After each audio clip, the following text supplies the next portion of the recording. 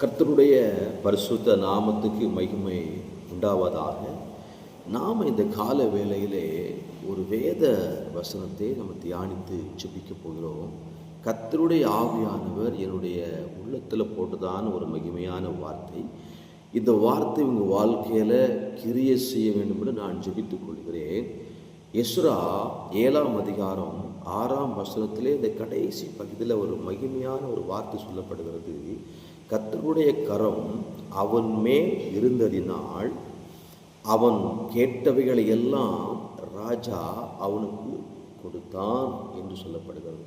ஆம், எனக்கு பிரியமான கர்த்தருடைய பிள்ளைகளே, இந்த எஸ்ரா யார் என்றால் கர்த்தருடைய வேதத்தில் பிரியமாயிருந்தவன், கர்த்தருடைய வேதத்தை ஆராய்ந்தவன், கர்த்தருடைய வேதத்தின்படி நடந்தவன், கட்டளைக்கு கீழ்ப்படிந்தவன், அப்படி வசனத்துக்கு செவி சாய்த்தவன். அப்படிப்பட்ட அந்த எஸ்ராவுக்கு ராஜா கேட்டவைகள்லாம் கொடுத்தானாம். அப்போ இது கேட்டவைகள்லாம் கொடுக்கறதுக்கு காரணம் யார்? மூல காரணம் யார் தெரியுமா? நம்முடைய தேவன். நம்முடைய தேவன் என்ன செய்தாரு? அந்த ராஜாவுடைய உள்ளத்தில் கிரியை செய்திருக்கிறார். ராஜாவுடைய சிந்தையில் கிரியை செய்திருக்கிறார். அந்த இருதயத்துக்குள்ளே கிரியை செய்திருக்கிறார். அதனால தான் இந்த எஸ்ரா கேட்ட உடனே மறுக்காமல் அவன் விருப்பத்தோட மனப்பூர்வமாய் கொடுக்கிற ஒரு மனிதனாய் காணப்பட்டான். ஆம், எனக்கு பிரியமான கர்த்தருடைய பிள்ளைகளே, நம்முடைய தேவன் அப்படிப்பட்டவர் தான். நம்முடைய தேவனும் கேட்கிறதை கொடுக்கிறவர். அவர் யாருக்கு இல்லைன்னு சொல்லுகிற தேவன் அல்ல, அவர் மனப்பூர்வமாய் கொடுக்கிற தகப்பன்.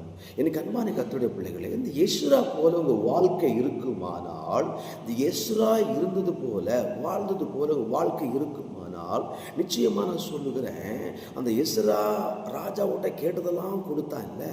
இன்னைக்கு ஆண்டவர் சொல்றாரு, உங்கள் வாழ்க்கையும் தேவனுக்கு பிரியமாக இருந்தால், வசனத்தின்படி நீங்கள் வாழ்ந்தால், நடந்தால், தியானித்தால், பிரியமாக இருந்தால், நம்முடைய ராஜாவாக இயேசு கிறிஸ்துவானவர் உங்களுடைய விருப்பங்களை அவர் நிறைவேற்றுவார். இங்கே கேட்டதையெல்லாம் அவர் தருவேன் என்று கர்த்தர் வாக்கு கொடுக்கிறார்.